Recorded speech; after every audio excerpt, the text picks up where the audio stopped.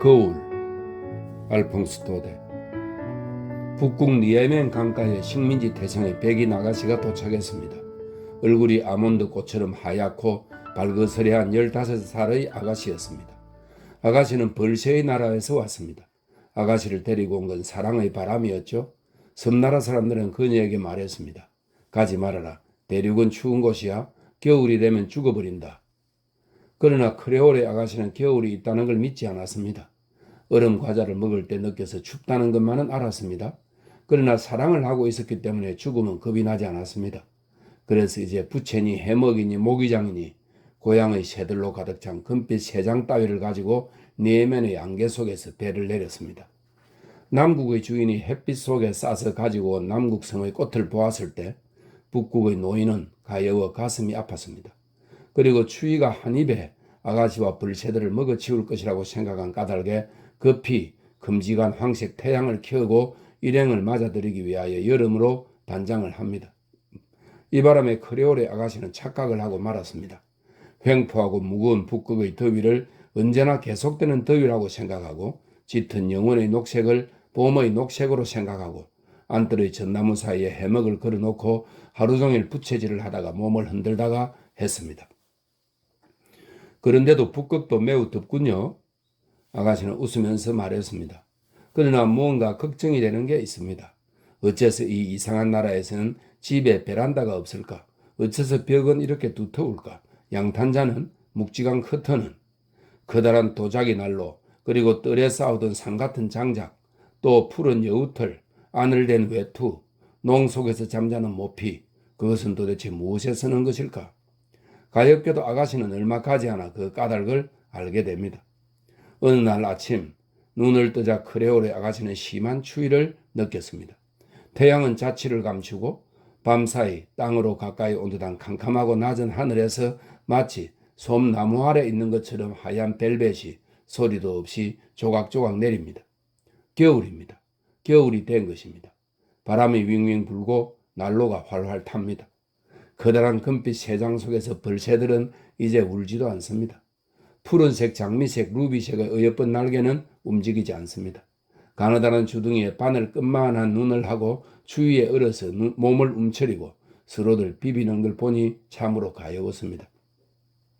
저기 뜰 한가운데 걸린 해먹은 고드름이 잔뜩 달려 들들 떨었습니다. 전나무 가지는 유리로 된 실과 같습니다. 크레올의 아가씨는 추웠습니다. 이제는 밖에 나갈 기분이 나지 않습니다.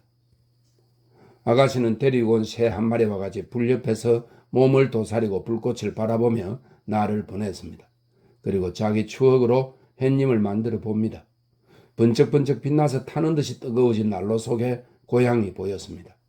녹아서 흘러내리는 흑사탕과 누런 먼지 속에 튀는 옥수수 알들, 그리고 한낮의 낮잠, 환히 비치는 커튼, 돗자리, 또 별이 반짝이는 밤, 개똥벌레, 그리고 꽃 사이나 모기장 속에서 날개를 치는 숱한 벌레들, 이런 것들과 함께 햇빛이 가득한 늘따란 바닷가가 보입니다.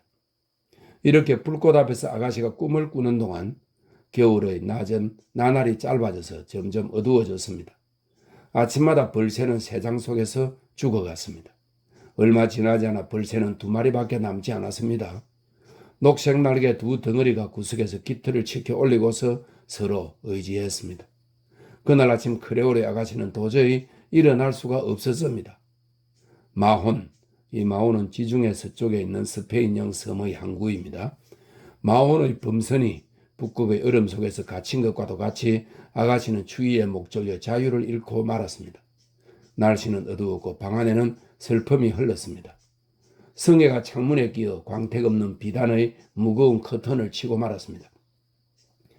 거리는 죽은 듯 했고 고요한 거리에서 전기기계가 눈을 치우면서 쓸쓸한 피리 소리를 냅니다.